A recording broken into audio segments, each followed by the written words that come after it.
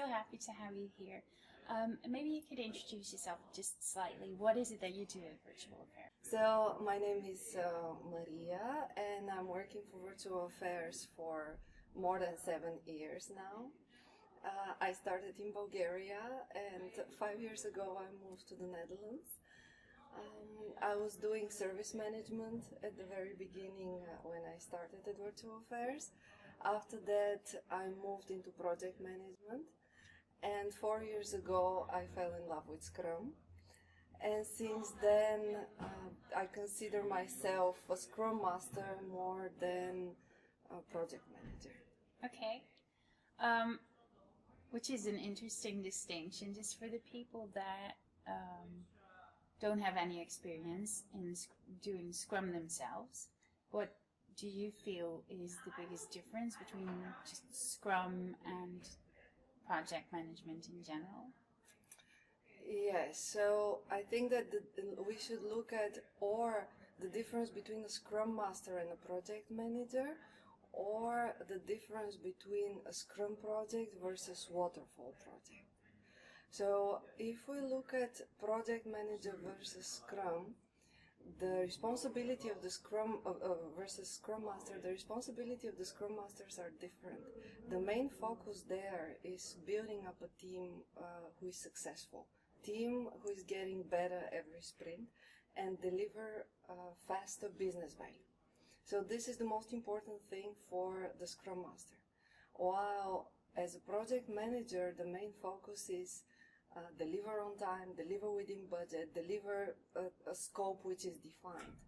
And so these are the differences in the roles.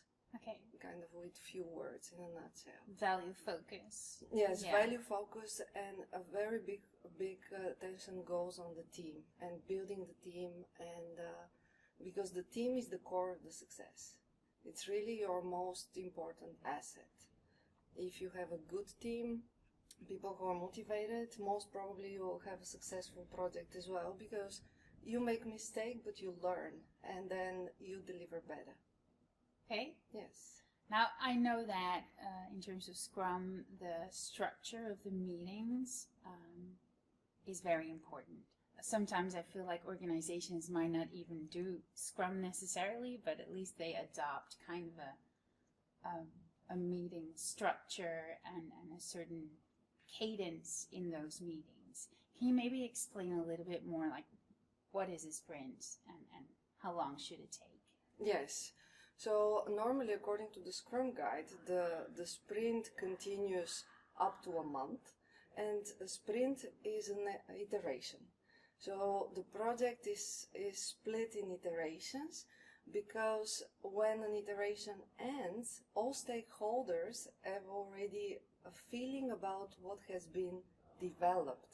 And if there is a continuous delivery, probably what has been developed in the previous sprint can already reach the end user.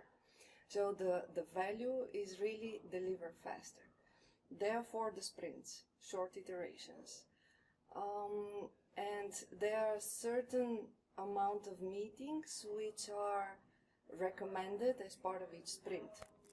For example, every morning there is, or not morning, but every day there is a daily scrum, or people also call it stand-up.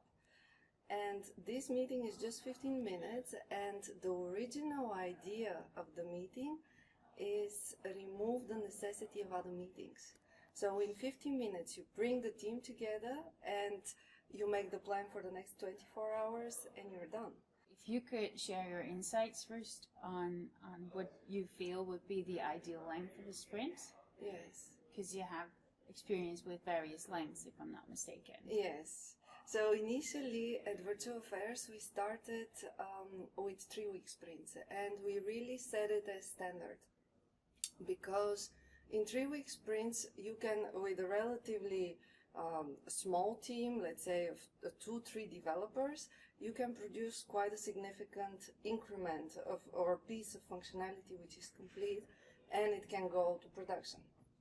So 3 weeks seem to be pretty good length, but the problem becomes when the sprint starts, the team is a little bit more relaxed.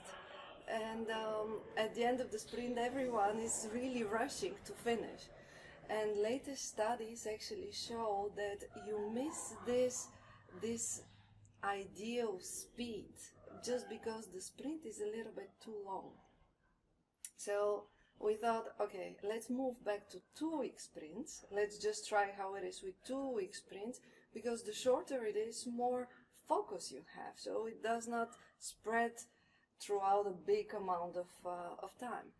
And we see that 2-week sprint is a better length, because it's still sufficient time to deliver, but indeed you have the focus and you have the right speed throughout the whole sprint, from the beginning till the end. It's also, by the way, just very easier to plan.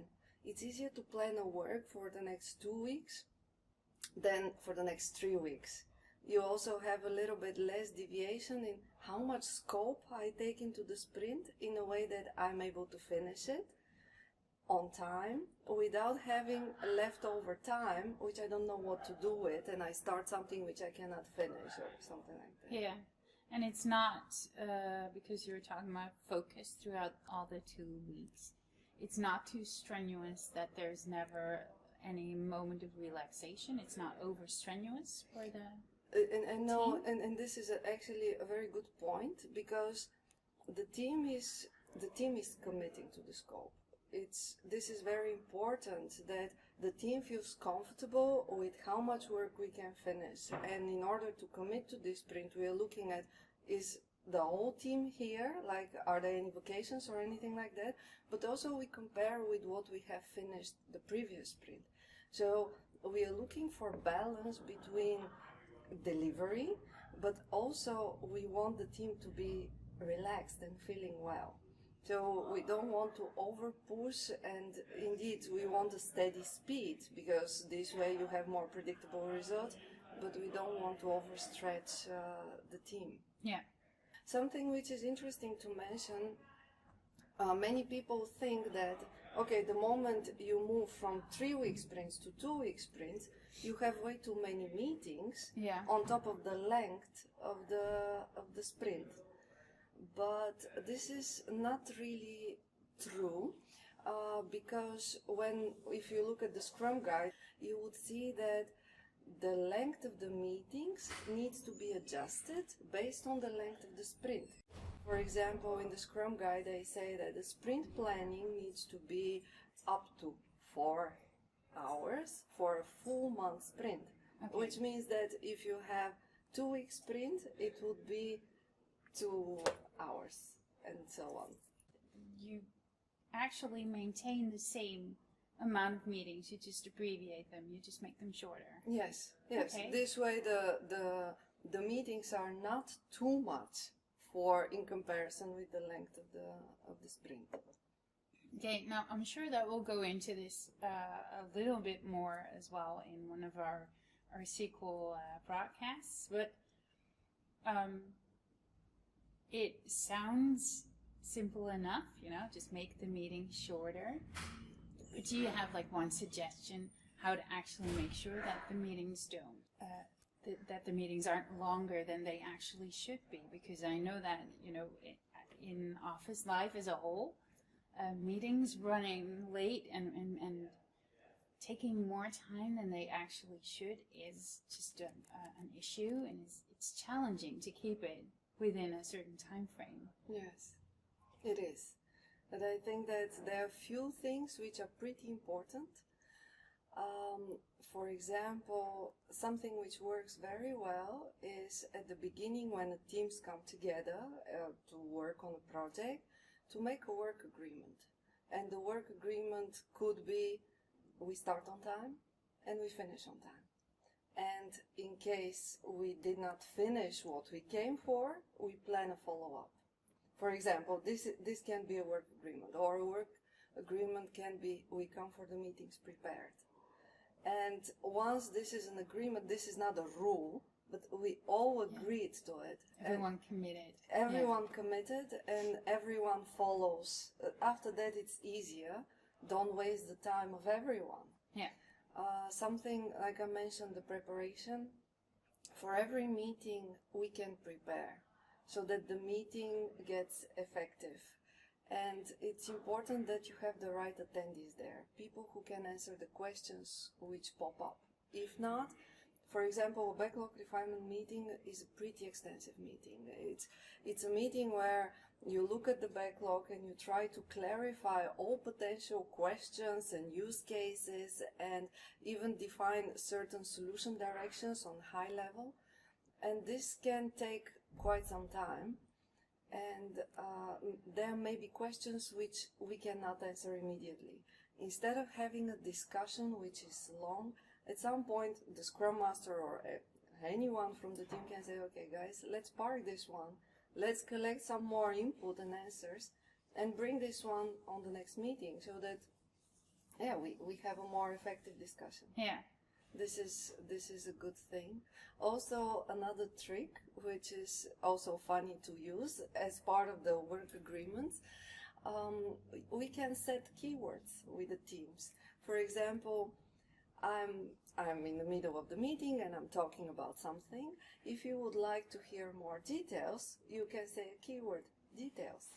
And then I'll give more details. If you have a feeling, or this is for the whole team, if you have a feeling that, okay, I'm getting too much into details or I'm getting off topic or something like that, there is a keyword which is advance or go ahead.